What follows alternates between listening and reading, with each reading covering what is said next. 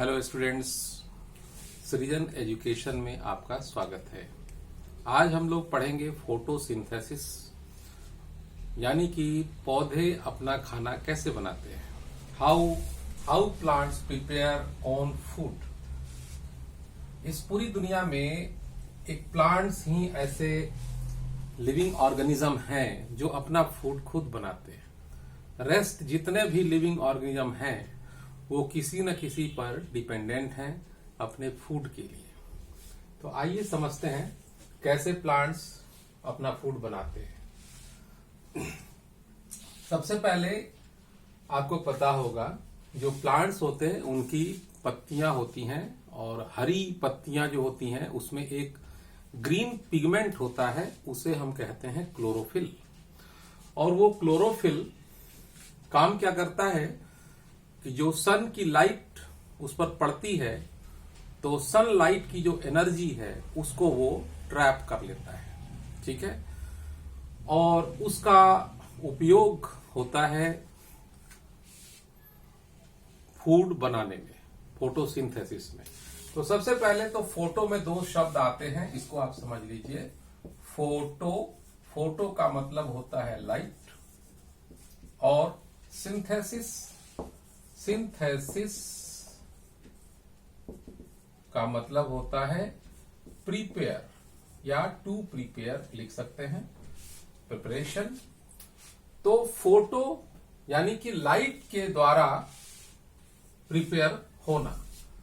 और फोटोसिंथेसिस में किन किन चीजों की जरूरत होती है, तो सबसे पहले आपको कार्बन डाइऑक्साइड CO2, और साथ में चाहिए वाटर, और फिर चाहिए सनलाइट, और उसके बाद और सनलाइट को ट्रैप करने के लिए पत्तियों में होता है क्लोरोफिल।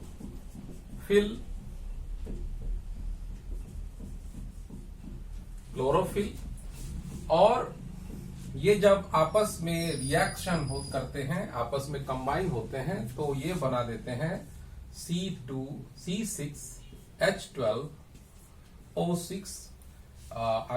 O6, जिसे हम कहते हैं कार्बोहाइड्रेट या ग्लूकोज।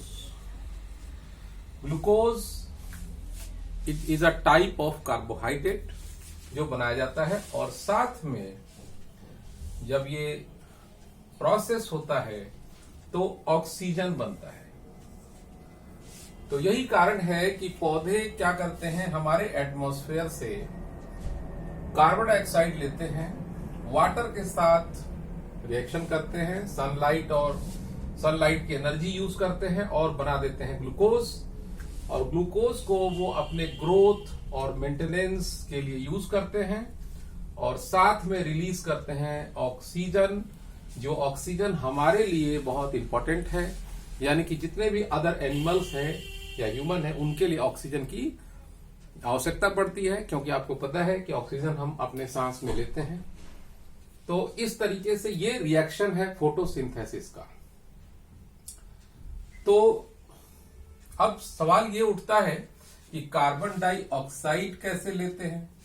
तो कार्बन डाइऑक्साइड के लिए पौधे पत्तियों में मौजूद एक टाइनी पोर्स होते हैं, यानी छोटे छोटे होल्स, तो उसका यूज करते हैं।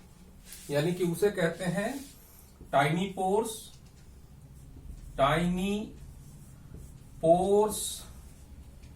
प्रेजेंट इन लीव्स, है ना, यूज्ड फॉर गैसियस एक्सचेंज, है ना, फॉर फोटोसिंथेसिस।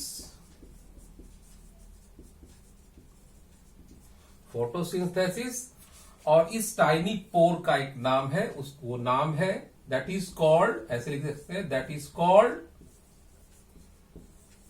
एस्टोमेटा। तो एस्टोमेटा क्या होता है, छोटे छोटे जो छिद्र होते हैं पत्तियों में, और वो कार्बन डाइऑक्साइड गैस को एब्जॉर्ब करने के लिए यूज किए जाते हैं, उसे हम कहते हैं स्टोमेटा। तो इस तरीके से stomata carbon dioxide gas absorb करता है।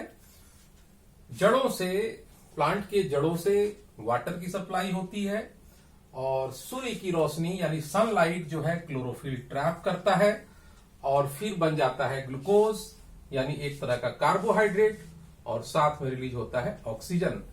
तो ये जो पूरी प्रक्रिया है इसे हम फोटोसिंथेसिस के नाम से जानते हैं। अब फोटोसिंथेसिस सिर्फ पत्तियों में मौजूद क्लोरोफिल से ही नहीं होता है, ये भी आपको जानना चाहिए कि जो प्लांट्स के जितने भी ग्रीन पार्ट्स हैं, यानी स्टेम है, पत्तियां हैं, उसके अलावा भी अगर कोई ग्रीन पार्ट्स है तो वहां भी वो भी फोटोसिंथेसिस करते हैं या उसमें पार्टिसिपेट करते हैं। तो ये है आपका फोटोसिंथेसिस का process. Thank you very much.